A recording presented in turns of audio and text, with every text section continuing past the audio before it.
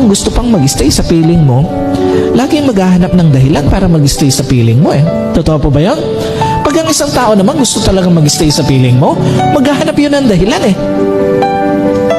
Para mag-stay pa sa tabi mo. Totoo po ba, pag gusto ka naman talagang makasama ng asawa mo, laging may makikitang dahilan para mag-stay sa marriage nyo eh. Ba't sino po naniniwala? Pag ayaw ka nang makasama ng isang tao, lagi ito maghahanap ng dahilan para iwan ka. Totoo po ba yun? Yung tao na ayaw ka nang makasama, kahit maliit na dahilan makikita nun para iwan ka.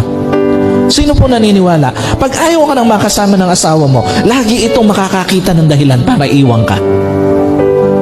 Magiging issue na paghawak mo ng pera, magiging issue na pagsasalita mo, magiging issue na pananamit mo, magiging issue na timbang mo, magiging issue na mga bagay na dati naman ay hindi issue sa marriage nyo.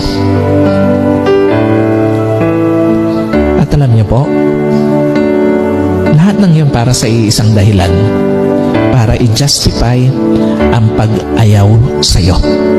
Kaya nakakakita ng maraming dahilan ng isang lalaki dahil gusto niyang i-justify yung pag-ayaw sa'yo.